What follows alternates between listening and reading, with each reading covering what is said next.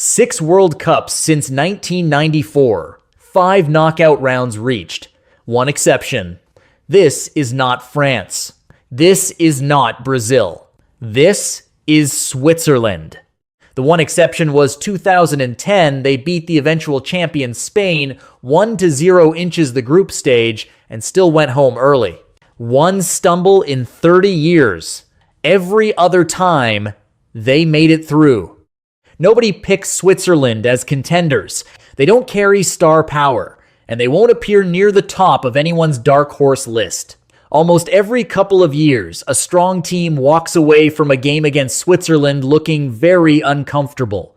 2014 World Cup, Argentina needed a Di Maria goal in the 118th minute of extra time to finally get through. Euro 2020, Switzerland knocked France out of the knockout rounds. Euro 2024, they eliminated Italy and then pushed England all the way to penalties. This is not coincidence. This is a pattern. This time, Switzerland are in Group B. They will come out of it quietly. But then what? Today we are going to break down why Switzerland keep advancing, how their system makes strong teams uncomfortable, and what puts a hard ceiling on how far they can go.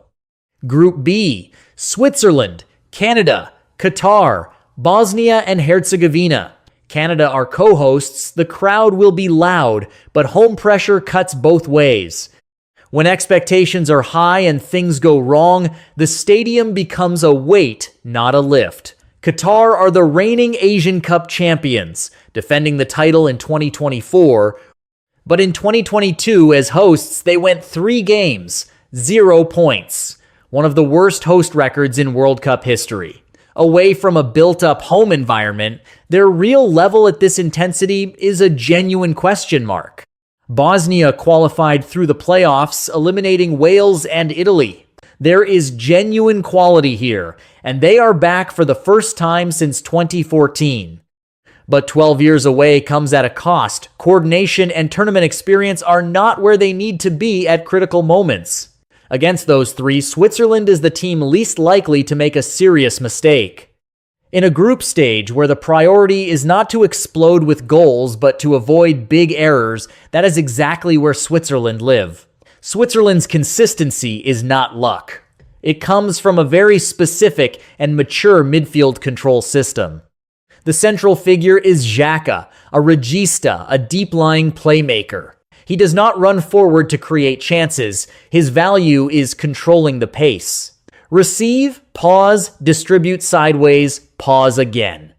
Through this deliberate slowing mechanism, he turns a fast match into something grinding, where the opponent grows impatient and starts making mistakes.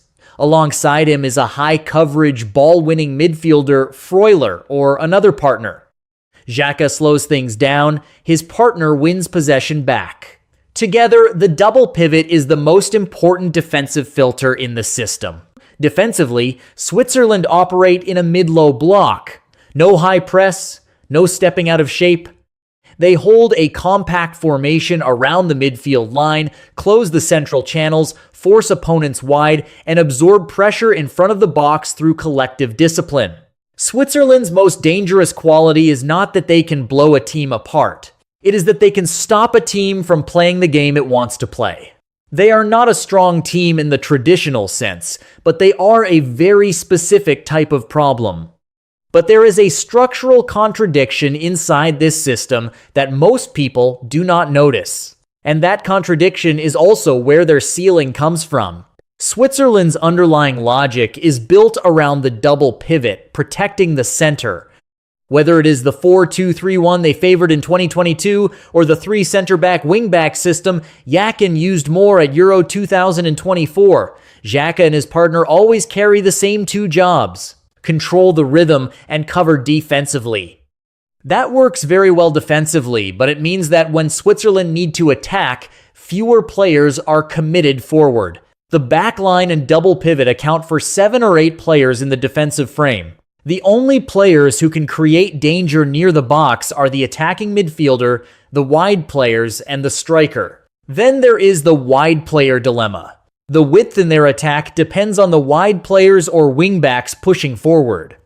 If they stay back, the attack is too narrow, so they advance and leave space behind them. Against teams with pace in transition, that space is dangerous. That 6-1 was not an isolated collapse. It was Switzerland's structural weaknesses exposed by a top attacking side all at once. They had come through the group on 6 points and looked stable. Then Portugal did 3 things at once. High pressing compressed Xhaka's receiving space and the slowing mechanism failed. Their center backs removed Embolo's physical advantage and the forward pivot disappeared. The space behind the advancing wide players was targeted with pace. When those 3 happen together, the scoreline is 6-1. Any team with genuine attacking quality at this level can do the same. From the round of 16 onward, the number of teams capable of that only increases. This problem shows itself earlier in the group stage. If Switzerland face Qatar or Bosnia in a low block, you will see possession climbing towards 65%, but genuine danger created very rarely. Many people read that number as control. For Switzerland, it is a warning sign. In the knockouts, they face better defensive structures and faster transitions, and the attacking bluntness from the group stage does not disappear, it gets amplified. The knockouts also demand what Switzerland are not built to produce: decisive moments.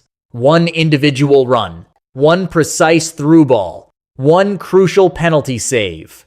Their system is designed to minimize errors, not generate brilliance. In the group stage, that is an advantage. Deep in the knockouts, it becomes a structural limit. They are exceptional at making games tight, but winning several tight knockout games in a row needs more. Their floor is high. Their ceiling has a hard limit. So where does this end? The 2026 World Cup has 48 teams across 12 groups. Top 2 from each group plus the 8 best third-place finishers produce 32 teams in the knockouts. So Switzerland's first game after Group B is the round of 32, a round that did not exist before. That extra round fits their identity. They are built to grind. Out of Group B should be manageable, and in the round of 32, they have a real chance if the opponent is not a high-pace counter-attacking side. But the round of 16 is where the pressure fundamentally changes. Once they face a team with pace and firepower, the structural weaknesses get amplified and the ceiling becomes visible. The realistic path. Out of the group, a chance to clear the round of 32. Dangerous territory from the round of 16. A favorable draw could get them to the quarterfinals. Going further requires penalties, form, and timing all falling the right way. Switzerland won't be the team that looks most like a champion, but they might be the most underestimated problem at the 2026 World Cup. How far do you think they go? If they meet France or England in the round of 16, how long do you think they last? Drop your answer in the comments. If this breakdown helped, hit like more group analysis coming. Don't miss it.